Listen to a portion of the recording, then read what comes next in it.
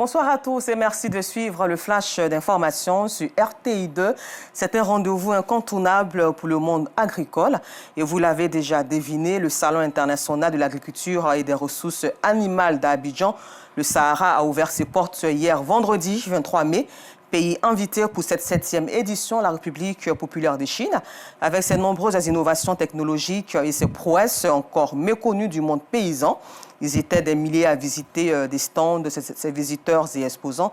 Et Clément Boko a sillonné quelques stands que vous découvrirez à 19h30. Et puis, ça fait l'actualité. La fête des mères sera célébrée demain, dimanche 25 mai, partout en Côte d'Ivoire. À Abidjan, c'est l'effervescence dans les marchés et supermarchés. Chacun va offrir un présent à sa génitrice pour lui témoigner son amour. Le constat de Georgette Ido Fofana.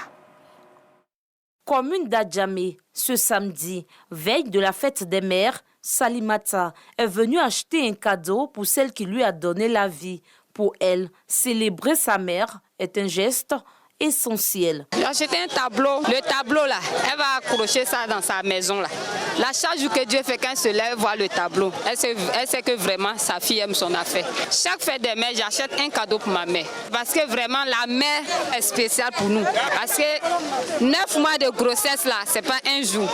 En tout cas, il faut ça pour tout parent, il faut ça pour la mère. Comme Salimata, ils sont nombreux, hommes et femmes, à témoigner de leur amour en ce jour dédié aux mamans. Ma maman, elle est tout pour moi. Elle m'a soulagé depuis mon enfant jusqu'à...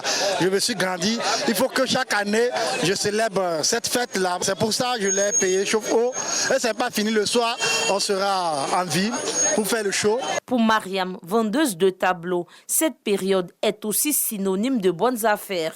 Il y a 500, il y a 1000 francs, il y a 3000.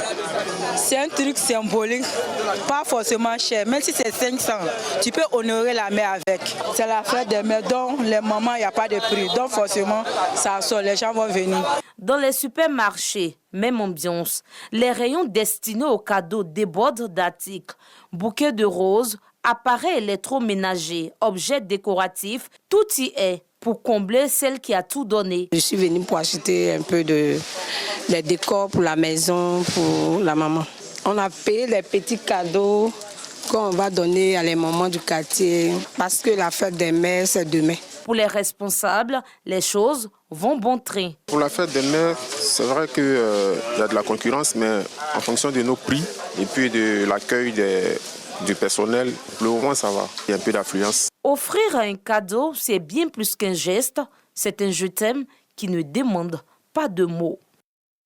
À la page culture, partons pour Aféry, dans la région de Lamé.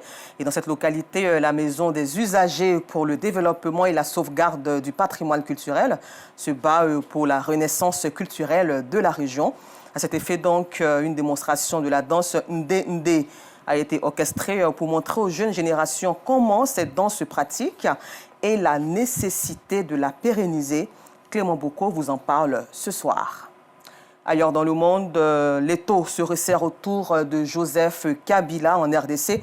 Le jeudi, le Sénat a levé l'immunité parlementaire de l'ancien président. Et dans la foulée, certains de ses anciens proches ont été aussi arrêtés. Le général Pierre Bani-Wenzizé, longtemps chef de la sécurité de l'ancien président, et Martin Kaboueloulou, ex-ministre des Mines originaire du Katanga. Et puis en réponse au président américain Donald Trump qui a menacé à 2 reprises ce vendredi 23 mai d'imposer des droits de douane de 50% à l'Union européenne dans l'espoir de la diviser pour imposer aux 27 des accords commerciaux séparés. Bruxelles a déclaré ce matin travailler de bonne foi pour obtenir un accord commercial avec les États-Unis d'Amérique de Donald Trump fondé sur le respect et non sur des menaces. Rendez-vous à 19h30 pour le temps d'information complet, toujours sur RTI2.